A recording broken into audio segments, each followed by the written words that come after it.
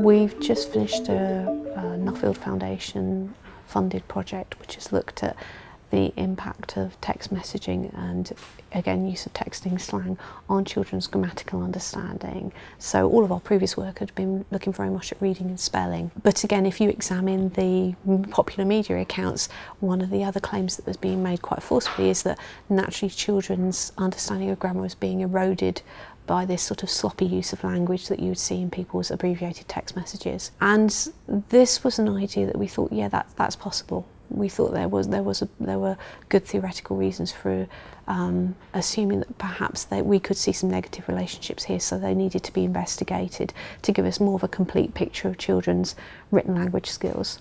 And indeed, they were all language skills for that matter.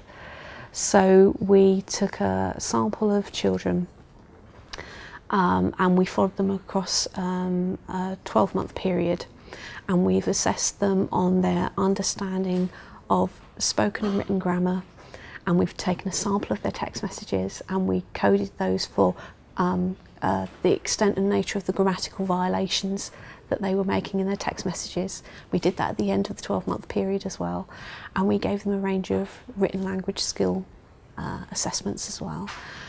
And what we were looking for was evidence of detrimental impact, either concurrently based on the first set of data or over time. And what we can say is that there is absolutely no evidence whatsoever that using texting slang impacts negatively on your understanding of grammar, either in its written or its spoken form. The research itself has really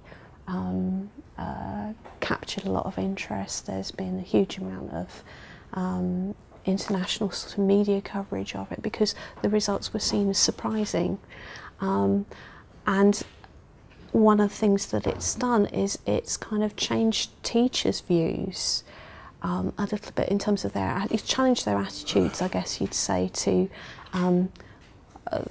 their attitudes to children having their mobile phones. And importantly, it is changing that popular media debate, and it's changing the characterisation of young people using mobile phones as necessarily being lazy or stupid or problematic, when in actual fact the relationships are probably in the other direction.